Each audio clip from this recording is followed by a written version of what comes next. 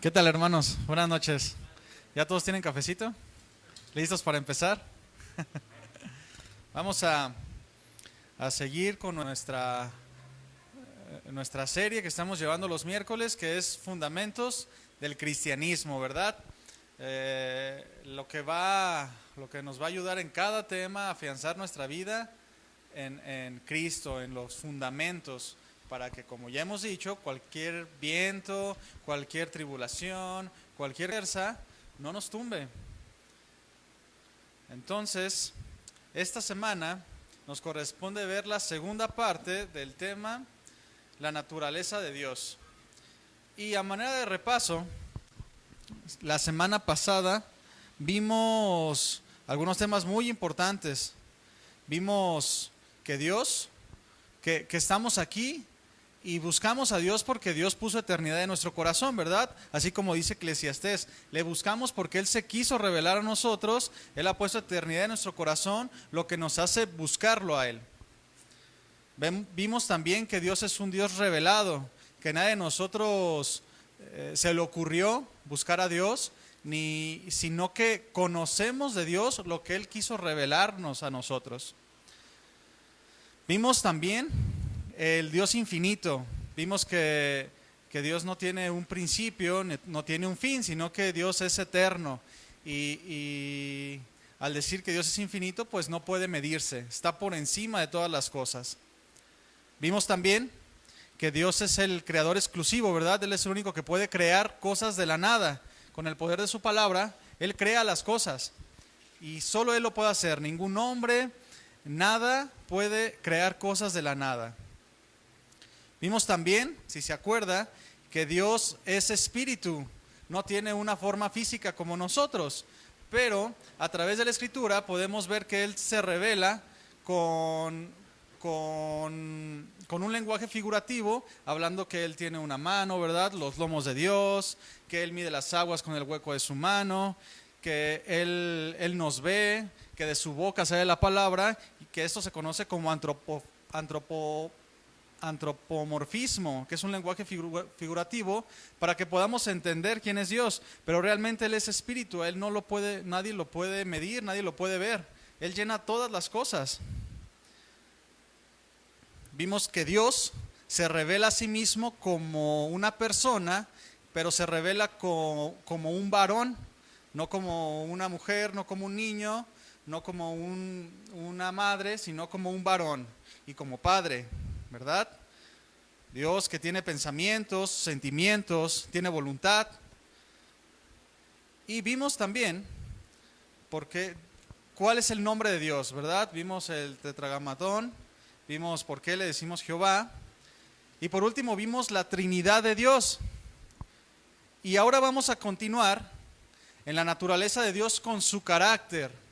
Y cuando nos referimos al carácter de Dios, es el conjunto de cualidades propias de una persona, hablando propiamente ahorita de Dios, son el conjunto de cualidades de Dios que lo distingue por su manera de ser y de actuar.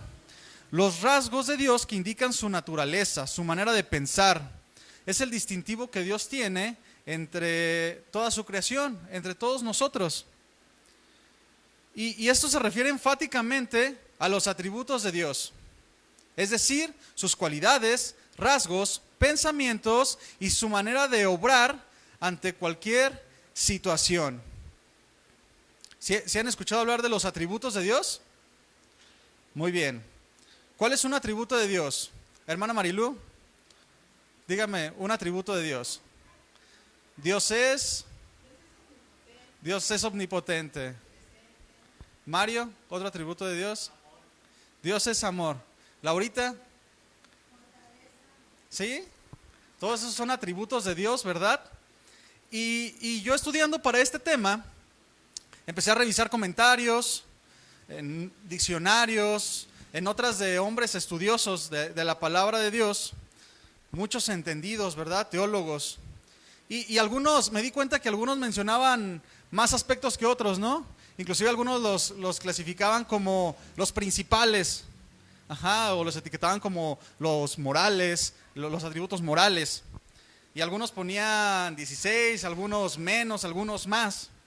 Y la realidad es que no hay cantidad en cuanto a los atributos de Dios. ¿Por qué? Porque como vimos, Dios es espíritu, Dios es inescrutable, a Él no lo podemos cuantificar, no lo podemos medir, Él es insondeable. Y vimos la semana pasada su infinidad, el Dios infinito. Y el Dios infinito pues no se puede medir, Él está por encima de todas las cosas, Él siempre va más allá. Y al estar más allá, pues nosotros no podemos entenderlo. Con nuestra mente finita, con nuestra mente natural, pues siempre nos quedamos cortos.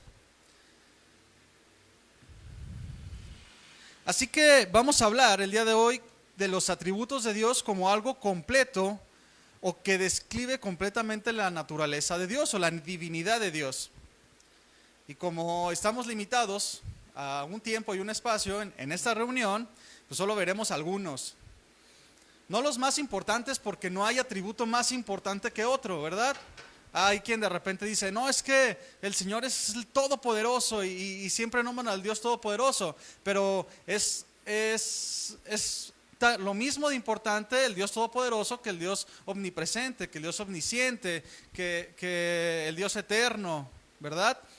Entonces vamos a ver solo algunos, y para poder comprender el carácter y la naturaleza de Dios, y así, mi hermano, pues poder dirigirnos mejor a Dios, porque mientras más conocimiento tengamos de Dios, ese conocimiento profundo de quién es Él, podemos acercarnos de una mejor manera a Dios, sabiendo que vamos a recibir lo que buscamos. Porque ¿cuántos de nosotros cuando empezamos en el Evangelio, empezaba el conocimiento de Dios, ¿verdad? Y poco a poco Dios nos revelaba su palabra, y de repente nos encontrábamos con que orábamos, pero no orábamos bien, ¿verdad? Yo recuerdo que cuando empecé en los caminos de Dios, me acuerdo que yo escuché a un hermano en la iglesia donde yo empecé a ir, en la Ciudad de México, y decía que él había escuchado la voz audible de Dios. Entonces yo me acuerdo que yo me fui a mi casa y yo empecé a orar, Señor, yo quiero escuchar tu voz, yo quiero escuchar tu voz, yo quiero escuchar tu voz. Y así me la pasé mucho tiempo. Mi deseo era escuchar la voz de Dios, nada más. Ajá. Y pues bueno, hasta el día de hoy no la he escuchado, una voz audible, pero por el conocimiento de Dios me doy cuenta de que eso no es prioridad, y que solo Dios lo hace como Él quiere y porque Él quiere, ¿verdad? Y también, en ese mismo tiempo, escuché que alguien habló en lenguas. Y no, pues era algo nuevo para mí, algo impresionante, ¿verdad? Algo que yo escuché y me llenaba el corazón, ¿verdad? Digo, esto es diferente. Y yo fui otra vez a la habitación ahí donde yo estaba, y Señor, yo quiero hablar en lenguas, y yo quiero hablar en lenguas. Y yo escuchaba una palabra que decían ahí, ya ni me acuerdo cómo era, y yo la repetía a ver si Dios, según yo, me iba a soltar la lengua, ¿verdad? Iba a hablar, impresionante. Pero bueno, pasó el tiempo buscando a Dios, y entonces me doy cuenta que eso no es una prioridad. Y de la misma manera, pues Él da el don a quien Él quiere, como Él quiere. Y vamos por favor a Job 11, 7 y 9.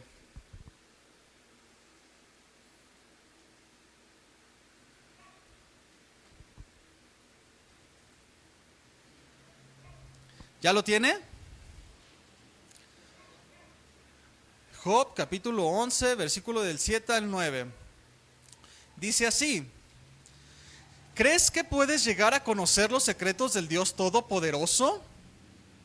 Nunca podrás llegar a conocerlos. Son más altos que los cielos, más profundos que el sepulcro, más extensos que la tierra y más anchos que el mar. No podemos conocer a Dios.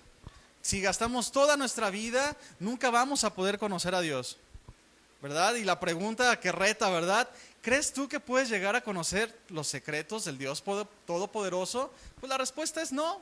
Como dice aquí, ¿verdad? Nunca podremos llegar a conocerlos. Y vamos a adentrarnos a los atributos. Y el primer atributo que vamos a ver es la omnisciencia de Dios. Todos hemos escuchado que Dios es omnisciente, ¿verdad? Dice Hebreos 4:13, no lo busque, yo se lo leo. Dice: no existe cosa creada que no sea manifiesta en su presencia, Más bien, todas las cosas están desnudas y expuestas ante los ojos de aquel a quien tenemos que dar cuenta. Dios, mi hermano, es omnisciente, es decir, lo conoce todo, todo lo posible, todo lo real, todos los acontecimientos y todas las criaturas del pasado, presente y futuro. Dios conoce perfectamente todo detalle en la vida de todos los seres que están en el cielo, en la tierra y en el infierno. Nada, mi hermano, nada escapa a su atención. Nada puede ser escondido. No hay nada que a Dios se le pueda olvidar. Y el Salmo 139, 2 al 4 dice, yo se lo leo, dice: Tú conoces cuando me siento y cuando me levanto. Desde lejos entiendes mis pensamientos. Mi caminar y mi acostar me has considerado. Todos mis caminos te son conocidos. Pues aún no está la palabra en mi lengua, y tú, oh Jehová, ya la sabes toda. Qué impresionante, ¿verdad? Esa es la omnisciencia de Dios, que pues naturalmente no la podemos entender, pero sí podemos tener esta percepción de que, como dice la Escritura, todas las cosas están desnudas delante de Él. Y al conocerlo, la omnisciencia de Dios nos lleva a tener una actitud de respeto y temor ante Él, porque pues, realmente no podemos escondernos. Y lo más impresionante es que el día señalado, con la omnisciencia de Dios, el día señalado vamos a dar cuenta de todo lo que hemos hecho. Cosas inclusive que a lo mejor ya se nos olvidaron. Dios, mi hermano, es el testigo de toda palabra, acción, pensamiento de nosotros. Y solo Él, porque solo Él es omnisciente, puede juzgar nuestros caminos. Solo Él sabe verdaderamente todo de nosotros. Dios, mi hermano, sabe las injusticias de las que muchas veces somos víctimas. Sabe cuando nos traicionan, saben inclusive cuando hablan mal de nosotros, cuando nos lastiman, cuando nos agreden. Y aún Él sabe de nuestras angustias, nuestras necesidades. Dios sabe todo de nosotros. Cuando estamos ahí consternados porque tenemos necesidad de algo, o alguien nos ofendió y estamos tristes y no se lo queremos contar a nadie, Dios lo sabe y Dios es testigo de todas las cosas. Pero por otro lado también, Él también sabe de las injusticias que nosotros cometemos hacia los demás. También sabe de nuestras traiciones. También sabe todas las veces que hemos abierto la boca contra alguien, cuando oprimimos a alguien. Él sabe cómo llevamos nuestra vida. Él sabe bien cómo somos como padres de familia. Él sabe bien cómo somos como hijos, como hermanos. Y imagínese, hermano, como dijimos, el día señalado nos vamos a parar delante de Dios, el Dios omnisciente, y vamos a ser juzgados por todas las cosas que hemos dicho, que hemos hecho, todas las intenciones de nuestro corazón. Por eso el conocer la omnisciencia de Dios nos debe llevar a tener una actitud de respeto y de temor. Eso nos lleva a guardar nuestra lengua, nos lleva a guardar nuestra vida, nos lleva a poner un límite en nuestra vida, ¿verdad?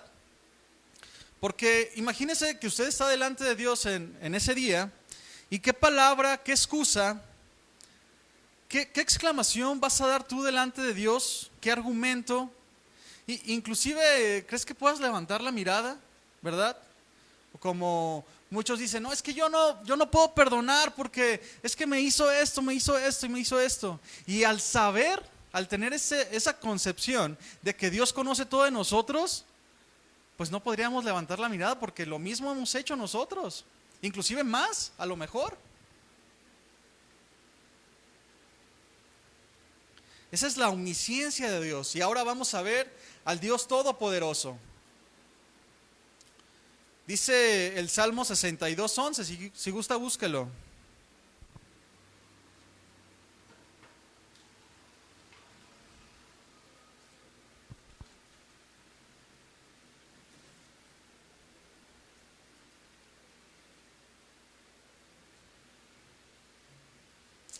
Recuerdo, hablando de la omnisciencia de Dios, recuerdo que una vez estábamos en la penal y después de que se compartía la palabra, pues nos íbamos todos a comer con los presos, con la iglesia que se formó ahí, que eran convertidos.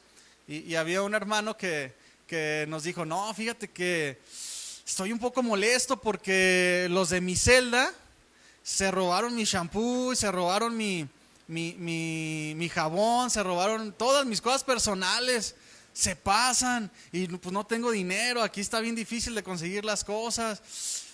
Y luego se queda pensando y dice, pero pues nomás me acuerdo cuántas veces yo he robado y, ay Señor, muchas gracias porque eres misericordioso. Y es la realidad, ¿no? De repente dice, qué coraje que me roben, dice, no, pues ya he caído aquí muchas veces por reincidencia porque caía una y otra vez y por lo mismo, por robo, dice, hasta que el Señor me quebrantó y lo he reconocido, ¿verdad? Así es que, pues imagínense, ¿no? Y esto es lo mismo, en la omnisciencia de Dios, pues Dios conoce todo, ¿verdad? Y bueno, estamos ahí en el Salmo 62:11, que dice, una vez habló Dios, dos veces he oído esto, que de Dios es la fortaleza, el Dios todopoderoso. La omnipotencia de Dios, que es la capacidad que Dios tiene para hacer que se cumpla todo lo que se propone y todo lo que a Él le agrada, ¿verdad? Como vimos en el principio de la creación. Como dice la Escritura, que Dios creó, y luego dijo, y vio Dios que todo era bueno. O sea, quedó satisfecho. Todo lo que hizo a Él le agrada, y él tenía el poder para que todo lo que Él se proponía hacerlo.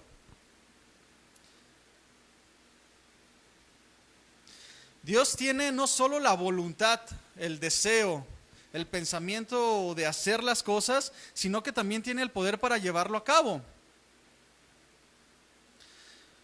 Su poder o el todopoderío de Dios es la vida y la acción de todas las perfecciones de su naturaleza divina. Es la manera en la que Él acciona todos sus atributos.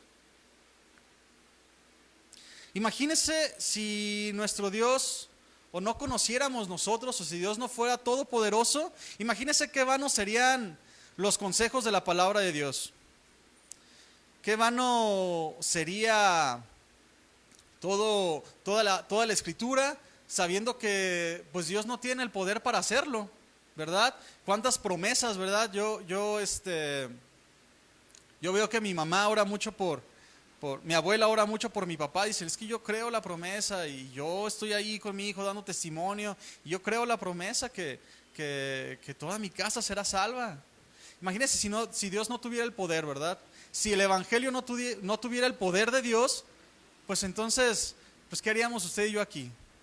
Sino que es por el Dios todopoderoso que podemos confiar plenamente en que todo lo que dice la Escritura es verdad, porque Él tiene el poder para cumplirlo.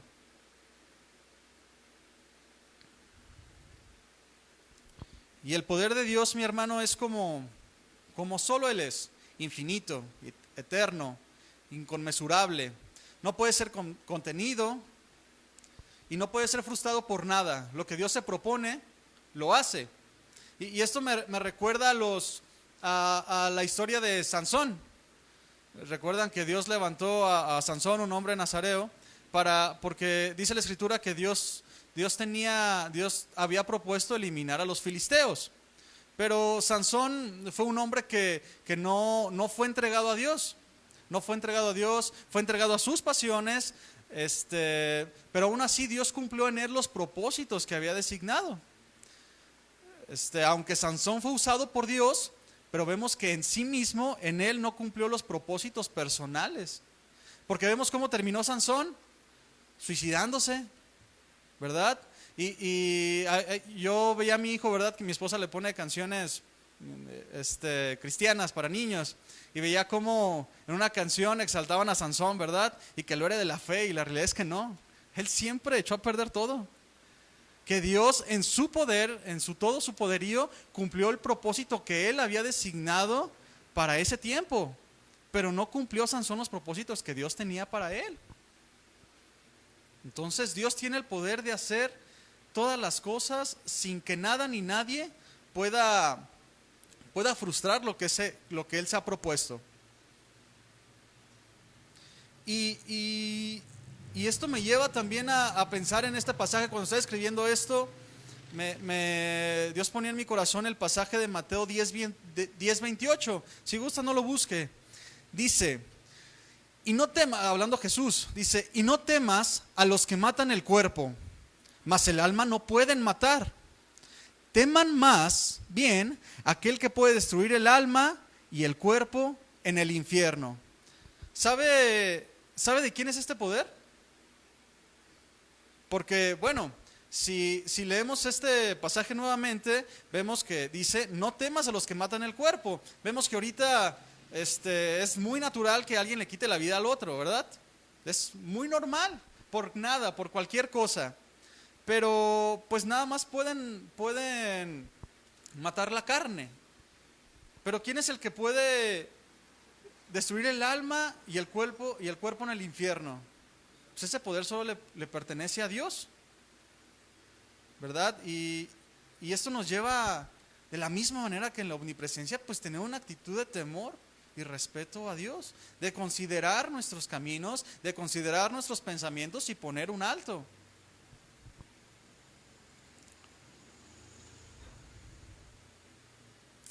Dios, mi hermano, como leímos en el primer pasaje del Salmo 62, dice que una vez habló Dios, ¿verdad? Y eso quiere decir que Dios no tiene que repetir las cosas. Si vemos en la creación, Dios no repitió muchas veces. Él lo dijo una sola vez para que las cosas se hicieran.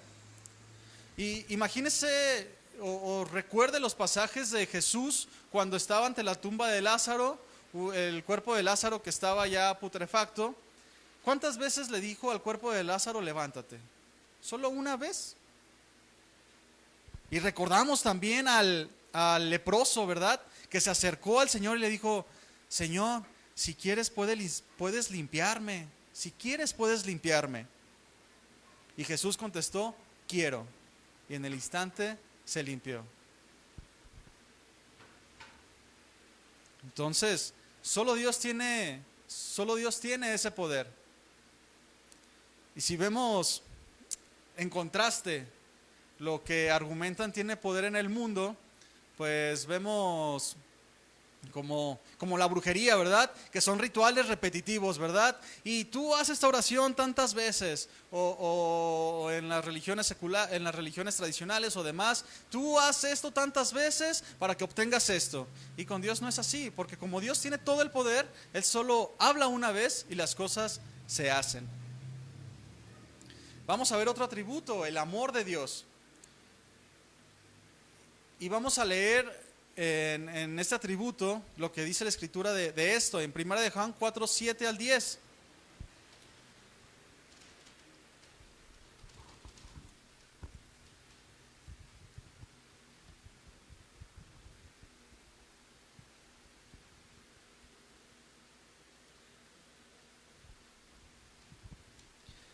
Primera de Juan 4, 7 al 10. Dice así: Amados, amémonos unos a los otros, porque el amor es de Dios. Todo aquel que ama es nacido de Dios y conoce a Dios. El que no ama no ha conocido a Dios, porque Dios es amor. En esto se mostró el amor de Dios para con nosotros, en que Dios envió a su Hijo unigénito al mundo para que vivamos por Él. En esto consiste el amor, no que nosotros hayamos amado a Dios, sino en que Él nos amó a nosotros y envió a su Hijo en propiciación por nuestros pecados. Y aquí nos dice enfáticamente, Dios es amor. Dios no manifiesta amor, sino que Él es el amor mismo, Él es la esencia del amor. Y muchos, mi hermano, inclusive como cristianos, todo el día traen en la boca el amor de Dios, pero la realidad es que muchas veces son ajenos por completo al Dios de amor.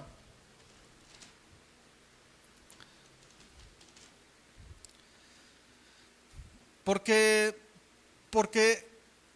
consideran al amor de Dios como, aunque lo tienen en su boca todo el tiempo, lo reducen a su propio entendimiento, lo separan de la Escritura, y muy comúnmente el amor se considera como una debilidad afectuosa, ¿verdad? una cierta indulgencia cariñosa, a un cierto sentimiento, ¿verdad? Como yo conozco a una familiar mía cercana que dice estar enamorada, ¿verdad? Y en ese estar enamorada, es como reduce el amor a un sentimiento que la lleva a degradarse a sí misma. Pero el amor verdadero, el amor que vemos en la Escritura, no hace eso. Entonces, el amor que muchas veces el mundo habla, que es el amor humano, que profesa el humano que no conoce a Dios, solo está basado en puras emociones o sentimientos. Y vemos que el amor en Dios no es así. El amor es una decisión. El amor es un atributo de Dios y es un atributo completo, que no es injusto.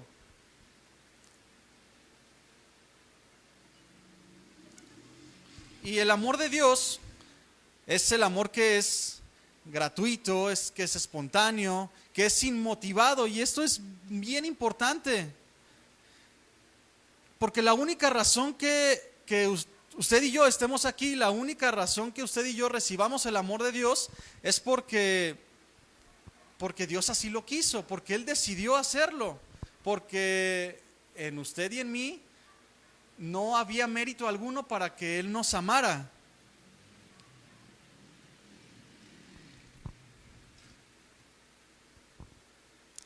Y si pensamos en nuestra propia vida, pues podríamos inclusive llegar a preguntar, ¿qué hay en mí que atrajera la atención de Dios? ¿Qué hay en mí que atrajera el amor de Dios o que lo motivara al amor? ¿Qué le puedo ofrecer yo a Dios? La realidad es que no podemos ofrecer nada, no tenemos nada. Inclusive, o por el contrario, nosotros somos los que repelemos el amor de Dios, ¿verdad? Todo lo que Dios aborrece, el pecado, la injusticia, la desobediencia, la rebeldía, la depravación, estaba en nuestro corazón. Y aún así Dios nos amó, porque el amor depende solo de su atributo, de su voluntad, de su divinidad.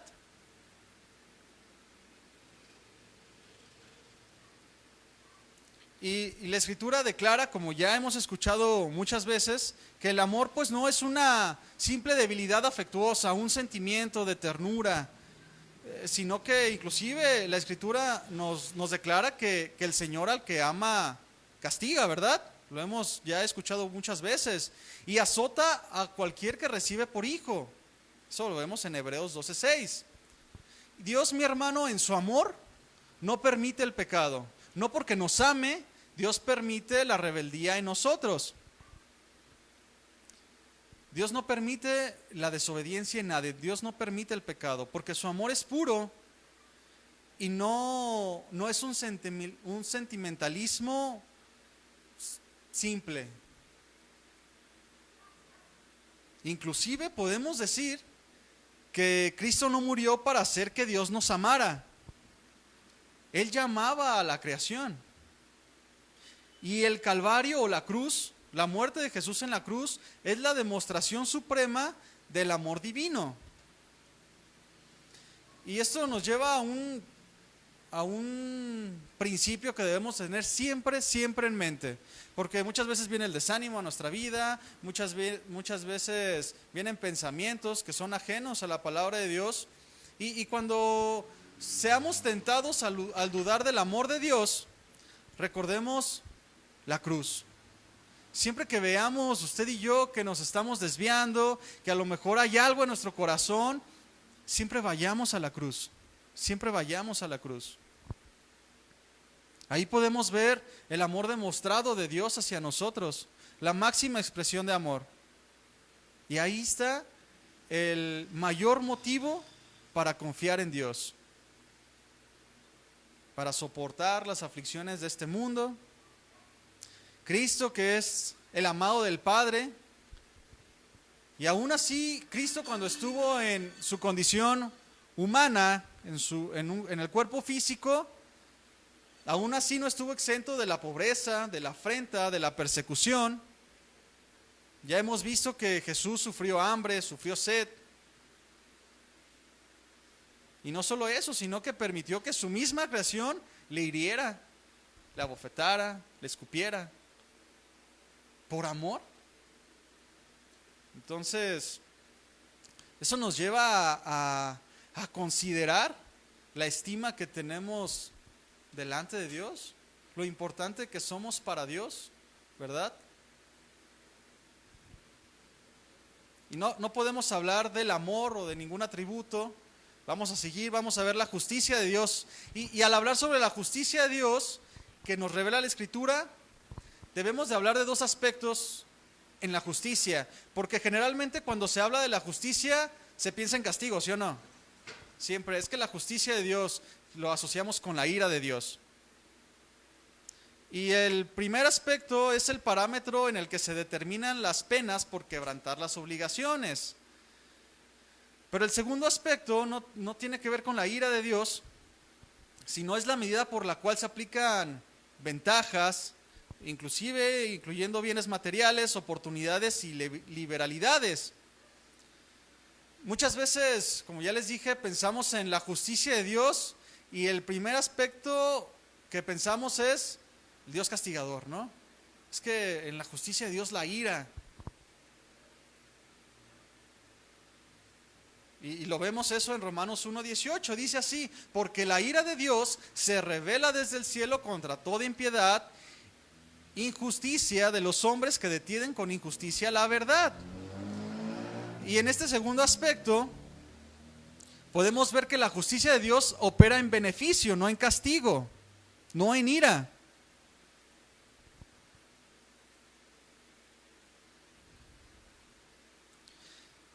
Y esto pues opera junto con los demás atributos.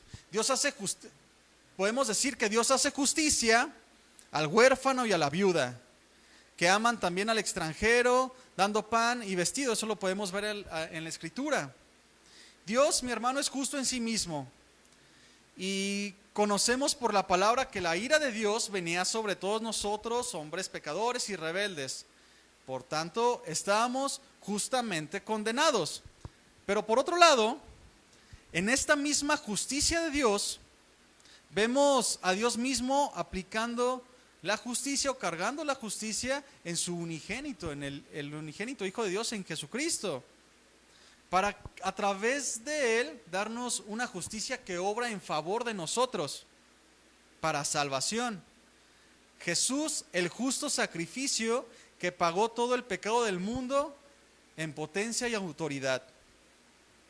Jesús es nuestra justicia, nuestro abogado, nuestra justificación. Es por Él, es por el pago de la justicia que nos opera en favor y que podemos tener una posición de adoptados, de hijos, como lo dice Juan 1:12.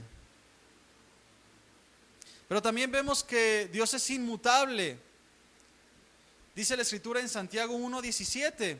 El Padre de las luces, en el cual no hay mudanza ni sombra de variación.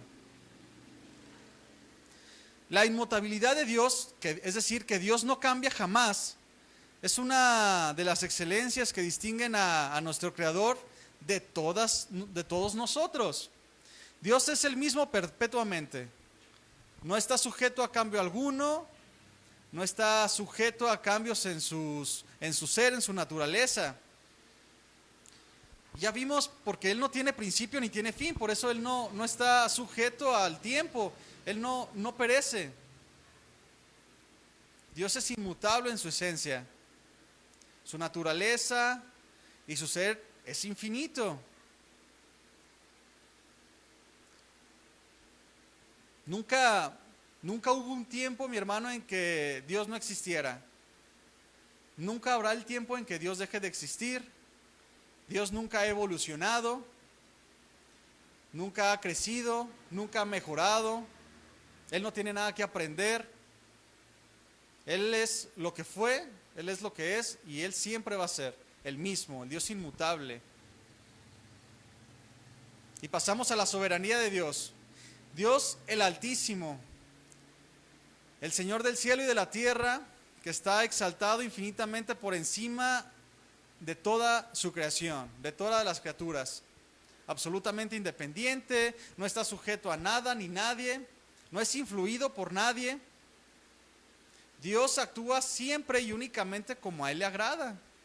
Nadie puede frustrar ni detener sus propósitos. Y en Daniel 4:35, este pasaje dice: en el ejército del cielo y en los habitantes de la tierra hace según su voluntad, y no hay quien estorbe su mano. Daniel 4:35 dice eso. Y esos solo son algunos aspectos, mi hermano. Y no es el caso esta noche de abundar más y más en atributos de Dios. Podemos hablar de su supremacía, de su bondad, de la humildad, de su simplicidad, de la fidelidad, de su excelencia, de su perfección, de su moral. Y seguramente en cada atributo tenemos para mucho tiempo de enseñanza. Pero aquí lo importante y a lo que vamos es que en todos los atributos de Dios funcionan en una sincronía y en una operación perfecta. Es decir, que los atributos de Dios no se separan del uno al otro. Nosotros podemos ver muchos aspectos, muchas características, pero eso solo es porque nosotros no lo podemos entender. Dios es un Dios simple, por así decirlo. En Él operan todos los atributos al mismo tiempo. Cuando opera su amor, opera al mismo tiempo su justicia, opera al mismo tiempo su omnipresencia, el ser todopoderoso, su infinidad, su eternidad. Dios no deja de ser justo cuando es amor. Dios no deja de ser todopoderoso cuando demostró su amor en la cruz. En ese momento Jesús no dejó de ser el todopoderoso.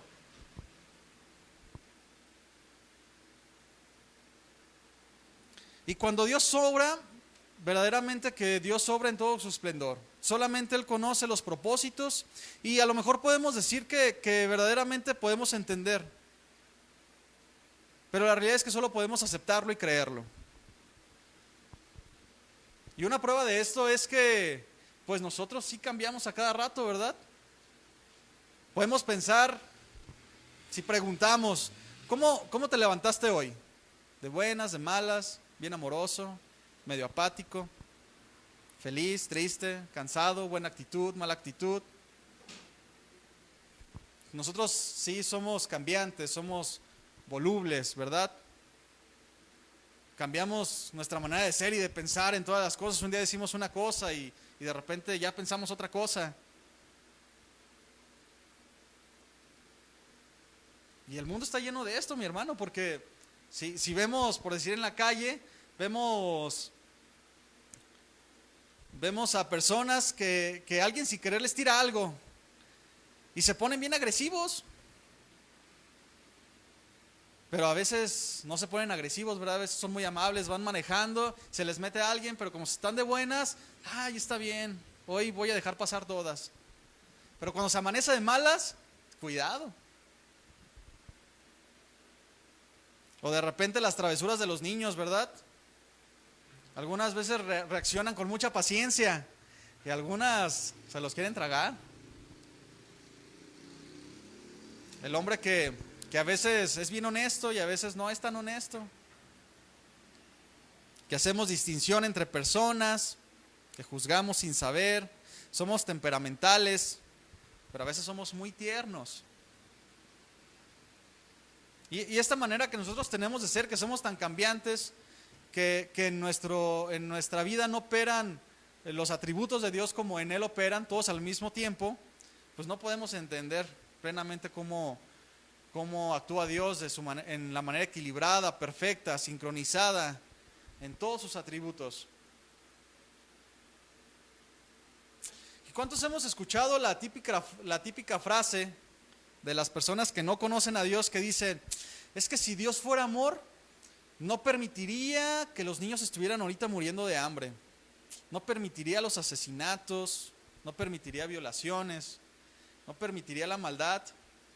Yo me acuerdo que una vez, cuando comenzaba en los caminos de Dios, yo tengo todavía una vecina que cuando supo que yo era cristiano, Ella me sacaba su Biblia y me decía cosas que yo no entendía, la verdad. Y me quería atacar un poquito. Y una vez me dijo, es que el Dios en el que tú crees es un Dios malo, es un Dios castigador, es bien diferente al Dios del Nuevo Testamento. El Dios del Nuevo Testamento es amor, es mansedumbre, pero el Dios del Antiguo Testamento no, ese es fuego consumidor, todo destruía. Y me acuerdo que me leyó unos pasajes. Me leyó unos pasajes de cuando Dios ordenó a Saúl destruir a los amalecitas, que la orden de Dios era: destruye todo, no dejes mujeres, no dejes niños, no dejes nada. Pues yo nunca había leído eso y dije, pues me acuerdo que ni le contesté nada. Ya la discre me fui a mi casa y pues sí lo empecé, no sabía ni qué pasaje era, así es que busqué en internet y ya que supe dónde venía, pues ya me puse a leer y sí decía así. Sí, Dios mandó a destruir mujeres, niños, animales, que barriera con todo. Y la verdad me quedé en shock. Esa vez dije, ¿qué onda? Pues si me acaban de predicar el Dios de amor, acabo de recibir a Jesús y ahora yo soy todo amor, y ¿qué onda con esto? Pero comencé a leer y me di cuenta que no solamente había sido esa vez. Dios permitió también que asesinaran a los bebés varones en Egipto, ¿sí o no? ¿Sí recuerdan? Permitió que después de Nabucodonosor, los medos persas conquistaran Israel. Eso lo pueden ver en Segunda de Crónicas. Y los medos persas tenían una característica bien impresionante. Ellos, cuando conquistaban a los pueblos, les infundían mucho temor, para que una vez conquistados no se atrevieran a levantarse. Según la historia secular, dice que los medos persas agarraron a los bebés chiquitos y los estrellaban contra los muros y los dejaban muertos ahí, no los podían recoger. ¡Qué impresionante! Y eso Dios lo permitió. Pero también en el tiempo de Jesús, ¿verdad? Cuando Dios permitió que el rey Herodes asesinara a los bebés menores de 2 años, queriendo matar al Mesías, a Jesús, para que no le ganara el trono, ¿verdad? Y la justicia, ¿dónde estaba la justicia de Dios? Ahí se veía puro castigo. ¿Dónde había quedado el amor, verdad? ¿Dónde quedaba la misericordia, la gracia? ¿Dónde estaba la grandeza de Dios para con su pueblo? Pero si pensamos bien, después nos ponemos a pensar, pongamos a pensar en los niños de Egipto, ¿verdad? Esos niños que fueron masacrados en Egipto. Sabemos que los niños por naturaleza, cuando están chiquitos, pues son inocentes. Una vez que el faraón mandó a matarlos, pues los niños fueron directo a la presencia de Dios. Vemos que la Escritura dice que para Dios es de estima la muerte de los suyos, porque estarán con Él. Que a lo mejor un poco de tribulación, pero ya iban a estar esos niños con Él, ¿verdad? De la misma manera en el tiempo de Herodes, es Dios operando en su justicia, en su permisividad, pero también en su amor. Son cosas que a veces, pues, la gente no entiende. La gente que no conoce a Dios, pues hace juicio sin entendimiento. Y es lo que se menciona mucho en el mundo, ¿verdad? Mi papá me lo ha dicho muchas veces. Es que a ver, si Dios fuera amor, ¿por qué estoy en la condición en la que estoy? No que Dios es amor, es que no entiende, no conoce a Dios. No puede entender cómo es el actuar, la obra de Dios.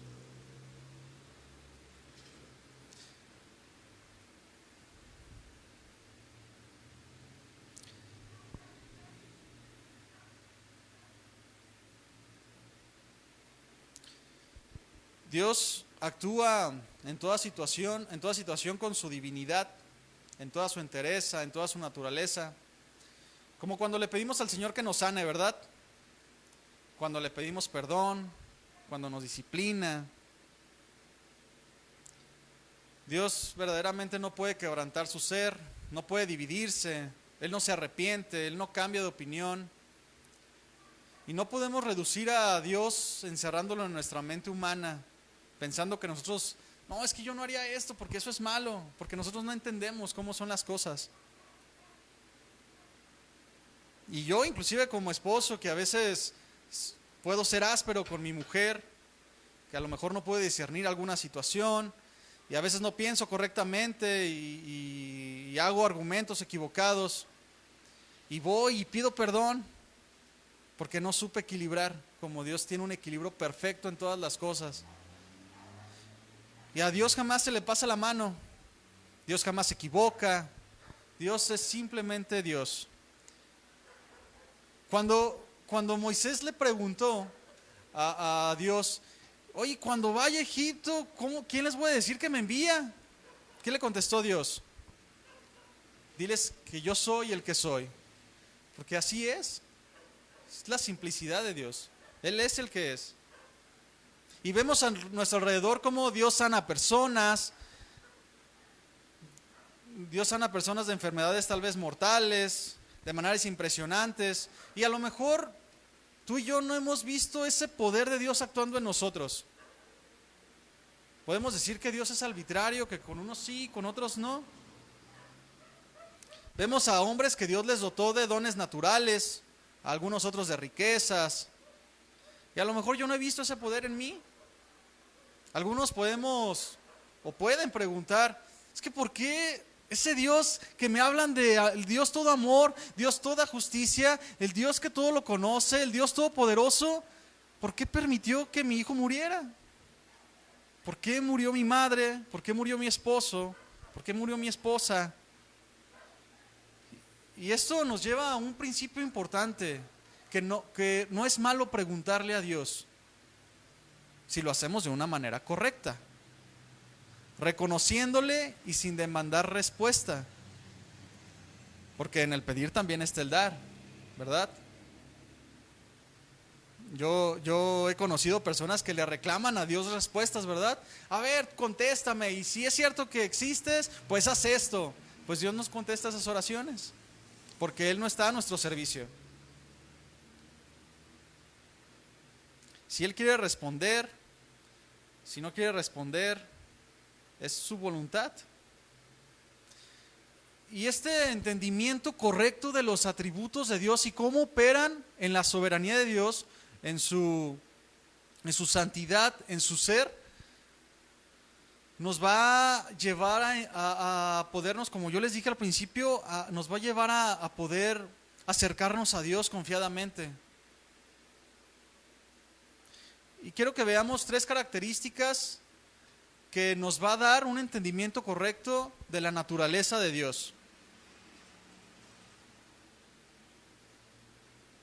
Y el primer aspecto, la primera característica que vamos a ver es que cuando conocemos bien a Dios, o cuando conocemos bien en lo que nos ha revelado la naturaleza de Dios, podemos tener una esperanza certera, podemos tener una esperanza firme. La esperanza, que es el conocimiento del resultado favorable bajo la guía de Dios, en la confianza en lo que es Dios, y esta es la garantía de nuestro futuro. Eso es lo que es esperanza, una garantía de lo que viene. Y en Jeremías 29:11 dice así, yo lo voy a leer en la Nueva Versión Internacional, dice: porque yo sé muy bien los planes que tengo para ustedes, afirma el Señor, planes de bienestar y no de calamidad, a fin de darles un futuro y una esperanza. Y en el Salmo 42:11, en la misma versión, dice: ¿por qué yo voy a inquietarme? ¿Por qué me voy a angustiar? En Dios pondré mi esperanza y todavía lo alabaré. Él es mi Salvador y mi Dios. Es decir, en Él pondré mi futuro. En Él está seguro mi futuro. Y el poder entender cómo actúa Dios nos va a llevar a estar tranquilos. El saber que no tenemos que afanarnos por el día de mañana, así venga una situación muy preocupante, muy lastimosa, podemos descansar sabiendo que Dios ya conoce el futuro y que tiene pensamientos de bien y no de mal. Y una segunda característica es que de entender estas cosas es que Dios nos da de su plenitud. Y esta palabra plenitud significa algo que es total, que es algo completo, integral. Es decir, que no le hace falta nada. Y eso lo podemos experimentar usted y yo. Si confiamos en el Señor, si ponemos nuestra vida en las manos del Señor Todopoderoso, podemos tener plenitud, sabiendo que no nos va a hacer falta nada. Y no solo de labios, porque es muy común que el cristiano exteriormente viva a todo dar, ¿verdad? En victoria y no, está todo bien, pero realmente en el interior puede vivir preocupado. Es que no hay trabajo, es que hay una situación en casa, es que ya pasó esto, es que ya pasó el otro, y no puedes descansar, no tienes plenitud porque no estás completo. Solo el entender quién es Dios te puede llevar a tener plenitud. Yo le he dicho a mi esposa, ¿verdad? Casi desde que nos casamos, yo le he dicho, mira mi amor, posiblemente algún día yo no voy a estar y posiblemente si en la voluntad de Dios a lo mejor te dejo con mis hijos, pero tú debes de estar completa en Dios porque Dios es tu plenitud. Y muchas veces, pues yo sí he conocido personas que están bien, aparentemente viven una vida cristiana, van a la iglesia, conocen versículos, le echan ganas, ¿verdad? Salen a predicar, pero llega la adversidad a su vida y están incompletos, no saben qué hacer, pierden el suelo y lo peor es que se amargan con Dios.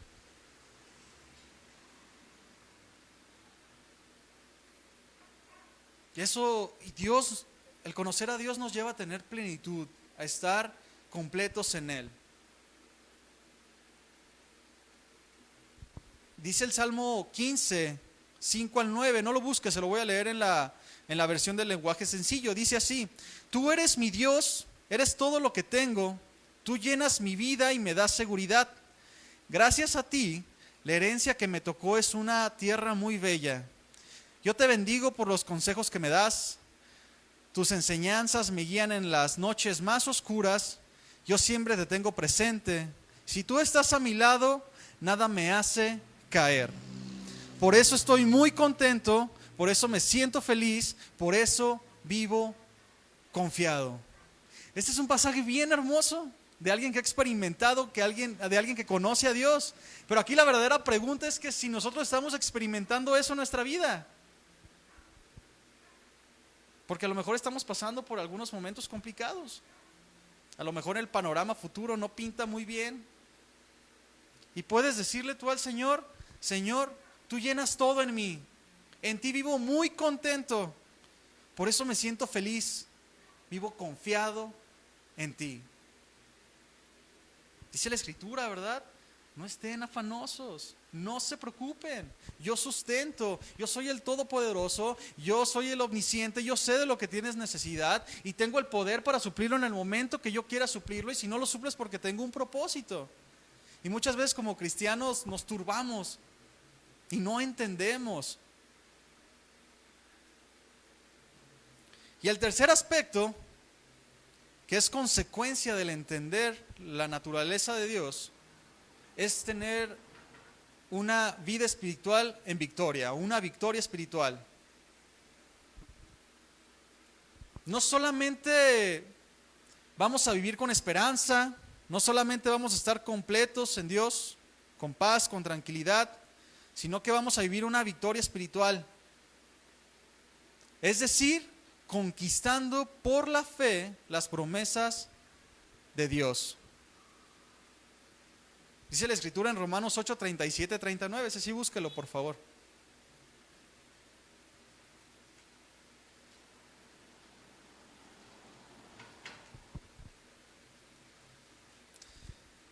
Romanos 8, 37, 39. Dice así: antes, en todas estas cosas somos más que vencedores por medio de aquel que nos amó. Por lo cual estoy seguro que ni la muerte, ni la vida, ni ángeles, ni principados, ni potestades, ni lo presente, ni lo porvenir, ni lo alto, ni lo profundo, ni ninguna otra cosa creada nos podrá separar del amor de Dios, que es en Cristo Jesús, Señor nuestro. Este pasaje yo lo he leído muchas veces. Y a veces cuando llega la adversidad a mi vida, pues sí me turbo y sí tengo miedo. Pero al ir conociendo más a Dios, vamos a poder salir victoriosos en cada aspecto.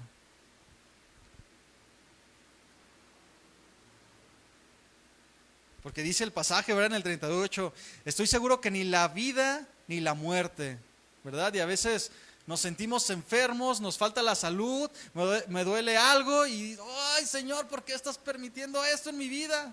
Y ya estamos renegando, ¿verdad? Cuando aquí vemos que estamos completos en Dios. Imagínese el apóstol Pablo, que fue el que escribió esto, que recibía, dice la escritura, ¿verdad? Que él tenía en su cuerpo las marcas del evangelio de Jesús, casi muerto, con muchos azotes, golpeado. Y él decía, más que vencedores. Todo lo tenía por basura, todo lo dejaba pasar, más que vencedores. Porque él entendía quién era Dios. Segunda de Corintios 2:14, dice así, mas a Dios gracias, el cual nos lleva siempre en triunfo con Cristo Jesús, y por medio de nosotros manifiesta en todo lugar el olor de su conocimiento. Es a través del conocimiento de Dios que podemos manifestar el triunfo en Cristo. Y eso ya se nos entregó. Y cuando hablamos, mi hermano, de estos tres aspectos, esperanza, plenitud y victoria, naturalmente hay una contraparte, un antónimo. Si hablamos de esperanza, su antónimo es la desesperanza, la desesperación. Si hablamos de la paz, su antónimo es la intranquilidad o la turbación. Y si hablamos de la victoria, su antónimo pues, es la derrota, el fracaso. Así como hay una consecuencia palpable de lo que es conocer y entender quién es Dios, también hay una consecuencia palpable y visible de no entender o entender a medias o de manera superficial quién es Dios.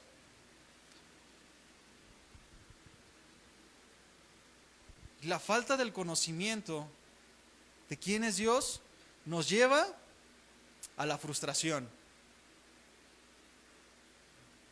¿Y qué es la frustración?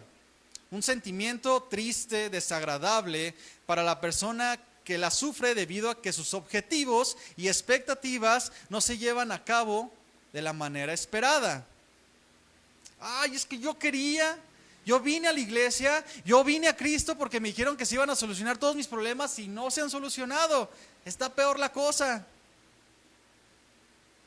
Es que yo quiero que Dios me sane y ya le pedí muchas veces que Dios me sanara y no me sana. Es que en la iglesia me trataron mal. Yo le dije a Dios que ya no iba a faltar a la iglesia, pero no me ha hecho el milagro que le pedí.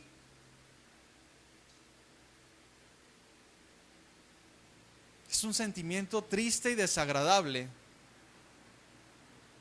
cuando vemos que nuestros objetivos y nuestras expectativas no se llevan a cabo de la manera esperada.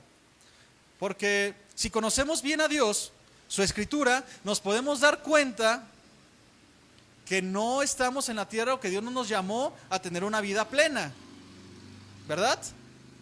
De hecho, la escritura dice que es necesario que a través de muchas tribulaciones entremos al reino de los cielos. Porque imagínense, la cabeza que es Cristo, que Él es nuestro ejemplo, Él sufrió todo. Nosotros somos llamados también a eso. Pero el que no entiende las cosas de Dios, se frustra. Porque Él espera puros beneficios. Él espera otra cosa que la escritura no dice.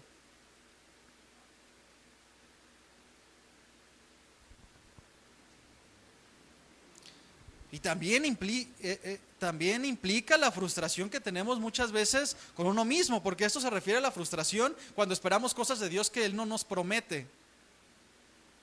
También está la frustración de uno mismo. Imagínase la frustración de Pedro cuando negó a Jesús, ¿verdad? ¿Pudo quedarse Pedro ahí? Así como se quedó Judas el Iscariote, ¿verdad? Fue y se ahorcó, pero Pedro siguió adelante. ¿Por qué?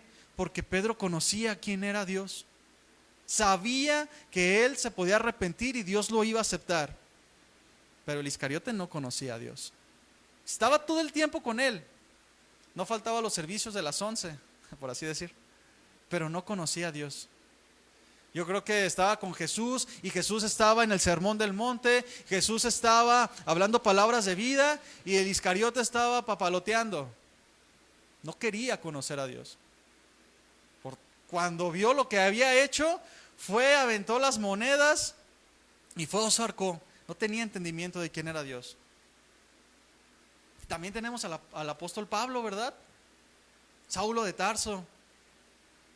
Cuando con un celo equivocado mataba, torturaba a la iglesia de Jesús y Cristo le habla. Conoce a Dios y en vez de decir, ay, es que como yo, si yo maté, no.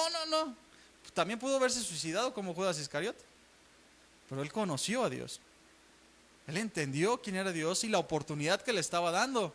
Y vemos un hombre impresionante en el Evangelio, que puso su vida, que dijo, mi vida la tengo por perdida, por el llamamiento de Cristo. Pero también el no conocer a Dios nos lleva a confusiones. Se refiere a la falta de orden y de claridad de las cosas, una mezcla de cosas. Muchas veces el hombre que no conoce a Dios, o generalmente, tiene un desorden en sus pensamientos, en sus convicciones, toman un poco de aquí, un poco de allá, y hacen sus propias verdades. Ay, todos los caminos llevan a Dios. Viven con un pensamiento, después alguien más viene, les dice otra cosa y lo mezclan. Si están confundidos, terminan por mejor no creer nada. Pero cuando llega el tiempo de la prueba, de la tribulación, de la tentación, no saben qué hacer. Terminan por desechar todo, divagar en sus medias verdades y terminan siendo mentiras para su propia perdición. Y yo tengo un familiar que estudió mucho la Biblia de joven y tristemente ahora anda con cadenitas que para la buena suerte, trae en la cartera unos frijolitos que no sé qué les dieron, tiene en su casa unas astillas de la cruz de Cristo, que tantas astillas de la cruz de Cristo, habría sido una cruz de 1000 metros de ancho, que hay muchas, ¿verdad? Hizo una mezcla de todas las cosas. Está confundido, frustrado, turbado, ajenos a la vida de Dios. Curiosamente, su condición pues le va un poco mal, ¿verdad? Y dice, yo no sé qué Dios qué tiene contra mí. Apenas estoy saliendo de una cuando ya me aventó otra. Alguien que conoce a Dios no se atrevería a decir eso, porque no culpa a Dios de las malas decisiones que toma. Y así como hablamos, mis hermanos, de una victoria espiritual, el que no conoce a Dios vive en una derrota espiritual. Y hablar de derrota espiritual o de derrota en la vida del creyente, pues suena contradictorio, ¿verdad? Leímos los pasajes que en Cristo Jesús andamos en victoria. Y leemos en la Escritura que Cristo nos ha entregado todas las cosas, Primera de Pedro, tenemos sus promesas y ya vimos que somos llamados más que vencedores. Pero tristemente hay muchos cristianos que caen en esta situación. viven en una derrota espiritual. Podemos hablar de tristeza, de miedo, de frustración, de desánimo, de decepción. Pero hay algo que origina todas estas cosas y más cosas. Y es que dejan de observar a Dios para poner la mirada en ellos mismos y en su entorno. Como cantamos hace rato, ¿verdad? ¿En quién tenemos que poner los ojos? En Jesús. Puestos los ojos en Jesús, el autor y consumador de la fe. Hebreos 12:2. Cuando el cristiano, mi hermano, no entiende o no entendemos el carácter de Dios y su manera de obrar en nuestra vida, podemos caer en decepcionarnos por no obtener lo que estamos buscando. ¿Cuántas personas, y yo conozco algunas, que dejan de asistir a la iglesia porque algún hombre los ofendió, no les saludó?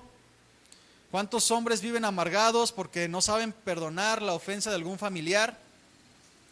¿Cuántas inclusive ofrendas hemos venido a traer a la iglesia y no son aceptadas por Dios porque tenemos algo contra nuestro prójimo? Y porque no entendemos que en la gracia y misericordia que Dios ha derramado, al observar a Jesús, no podemos más que rendir nuestra vida. Es imposible que alguien no pueda perdonar a su prójimo cuando Dios le perdonó todo. Dejan de observar a Jesús para considerarse a sí mismos.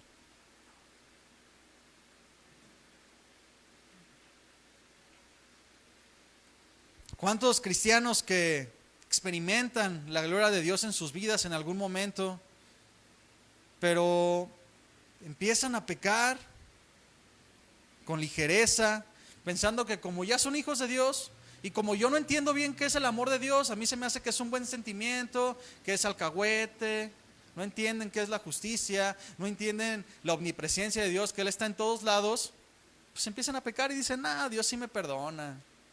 Es como un padre a un hijo, ¿verdad? Yo le perdono todo a mi hijo, que Él no me perdone a mí, que es Dios. Ese no es el conocimiento de Dios.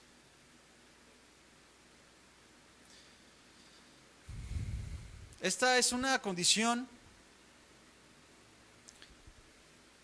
que Dios no preparó para nosotros, no es deseable para Dios. Como ya vimos, la palabra de Dios nos dice que en el mundo vamos a tener muchas aflicciones, pero que Jesús venció al mundo. Es necesario que vivamos en victoria. Y si hay un aspecto de nuestra vida que estamos siendo derrotados, pues observemos qué es lo que está originando eso. Nosotros debemos de estar por encima de las cosas, no porque tengamos poder en nosotros mismos, sino porque Dios va delante de nosotros.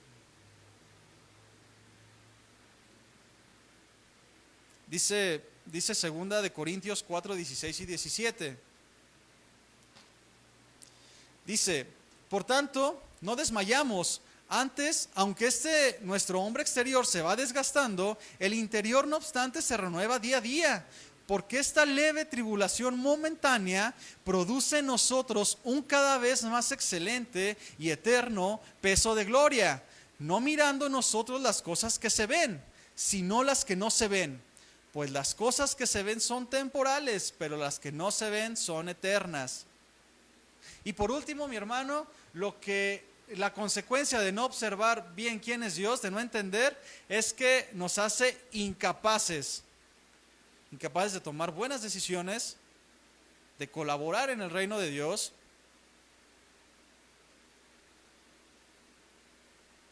El hombre que vive así no puede ser usado por Dios. Inclusive muchas veces sirve de tropiezo a los demás. Somos llamados a, por el conocimiento de Dios, reflejar su gloria, reflejar la misma vida de Dios. Y en este sentir, mi hermano, pues usted y yo debemos reflejar al Dios Todopoderoso en nuestra vida. Que aunque la situación aparezca muy negra, saber que el que está delante de nosotros es Dios. Y pues no sé. No, Dios es todopoderoso. Y si estamos en medio de una enfermedad, pues Dios es el que tiene la última palabra. Y no atemorizarnos, no frustrarnos. Si contemplamos al Dios omnipresente y nos lleva a buscar su santidad, pasa lo que pasa, estamos de pie, que valientemente, y no retrocedemos, como dice Hebreos 10:39. Yo se lo leo, dice: pero nosotros, es decir, los cristianos, no somos de los que retroceden para perdición, sino de los que tienen fe para preservación del alma. Así que cuando venga la prueba, la tribulación, la tentación, nos paramos firmes sabiendo que Dios está delante de nosotros.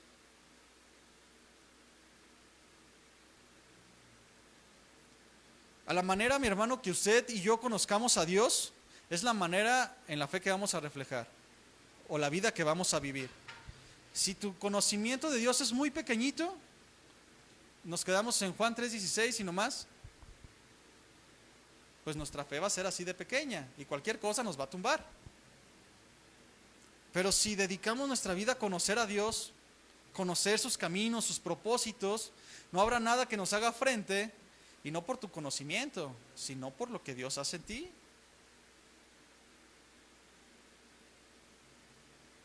Eso es lo que nos lleva el conocer y no conocer quién es Dios.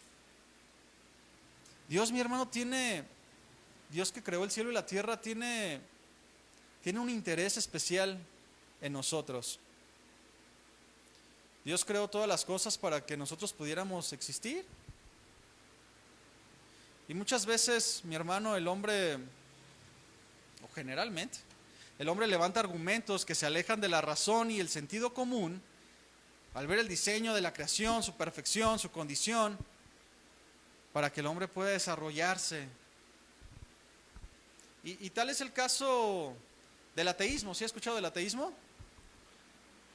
Rápidamente, el ateísmo son los que afirman que no hay ningún Dios, que es absurdo, inclusive obsoleto, inútil, solo ponerse a pensar en eso, considerarlo. No necesitamos concebir un Dios para entender el universo y todo lo que existe en él. Por ejemplo, los budistas son un ejemplo de ateísmo, que expresan que no hay Dios, Dios no es un Dios personal. Y ellos observan a Buda como un líder, pero no un Dios. Pero también tenemos al escepticismo o el gnosticismo. Es un tipo de personas que no llegan a afirmar que hay un Dios, pero ni tampoco lo afirman, ni lo niegan ni lo afirman.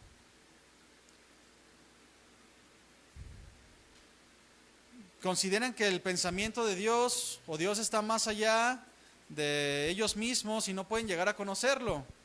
Por lo tanto, se mantienen neutrales. Son los escépticos. Pero también tenemos a los deístas, el deísmo, que estos afirman que es una corriente que muchas veces puede confundir a los cristianos, que afirman que sí hay un Dios, pero que este Dios no presenta características de una persona, es decir, es un ser impersonal. Él es ajeno a la creación, es imparcial, el hombre no puede comunicarse con él, no existe el bien ni el mal, solamente es la causa del universo, es una fuerza y ya. También el panteísmo, que esta corriente afirma que todo lo que existe es Dios, como todo lo que podemos ver, tocar, todos los sentimientos, todas las emociones. Y en este pensamiento se dice que el hombre también es Dios, las plantas son Dios, todo es Dios, todo es la misma fuerza. Y por último, en lo que creemos usted y yo, pues está el teísmo, que afirma que verdaderamente hay un Dios que presenta características y cualidades de una persona, es un ser personal que posee entendimiento, voluntad, e interviene activamente en la vida del hombre y en su ética, moral y aún en su historia. Y prueba de esto fue que Dios envió a Jesucristo. Jesús es la expresión palpable de los atributos de Dios y de la manifestación del amor que Dios tiene para nosotros. Pero en este tipo de corrientes, mi hermano, que al hombre no aún viendo todas las cosas, toda la revelación de Dios a través de la creación, que se empeña en decir que no hay un Dios. Y lo dice Romano 1:20, dice, porque las cosas invisibles de Él, de Dios, es decir, su eterno poder y deidad, se hacen claramente visibles desde la creación del mundo, siendo entendidas por medio de las cosas hechas, de modo que no tienen excusas. Está Pablo hablándole a quienes no son cristianos. Dice el hombre que no quiere conocer a Dios, ¿verdad? En Proverbios 19:2 y 3. Dice, el alma sin ciencia no es buena, es decir, el alma sin conocimiento no es buena. Y aquel que se apresura con los pies peca. La insensatez del hombre tuerce su camino y luego contra Jehová irrita su corazón. Habla de insensatez, el hombre insensato, al que le va mal en todo. La traducción del lenguaje actual dice, el tonto fracasa en todo. Y luego dice, Dios tiene la culpa. Y no se refiere a que le va mal en todos los aspectos de la vida, sino que a lo mejor puede ser muy exitoso en su trabajo, puede ser muy exitoso en muchos ámbitos de la vida, pero siempre termina el último de los tiempos diciendo, pues la vida no nomás era esto, ¿dónde voy a dejar mis riquezas? Y se encuentra que fracasó en todo, porque no hubo un propósito. Terminan sus días amargados y echándole la culpa a Dios y contentamiento, y lo único que pueden decir es que no hay Dios. Y esto es pues la locura del hombre sin Dios. Tantos hombres que se han levantado, filósofos que hay muchos filósofos, o la mayoría, que han argumentado toda su vida acerca de la inexistencia de Dios y terminan sus días llorando, diciendo, es que a lo mejor sí me equivoqué y sí hay un Dios, pero ya no hay, posiblemente ya no hay tiempo, ¿verdad?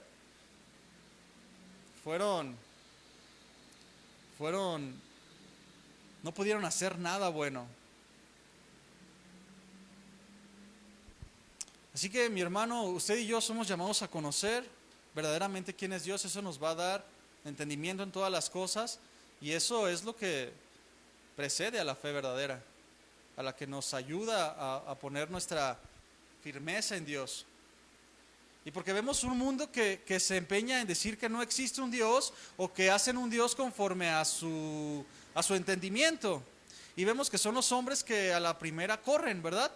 Ante todas las cosas. Y que el coronavirus, y corren. Y que fue algo creado por el gobierno, y tienen miedo, y que ya vienen las guerras, y que vienen los terremotos. Pero el hombre de Dios, el hombre que verdaderamente conoce a Dios, lo que estamos llamados usted y yo, no corre, porque entiende los propósitos de Dios y sabe que el mundo va a perecer. Y el hombre natural, el hombre que no conoce a Dios, se la pasa buscando la paz, ¿verdad? Ay, la paz del mundo y los derechos humanos, cuando la Escritura dice que eso es imposible. Nosotros no buscamos la paz, buscamos el reino de Dios en nuestra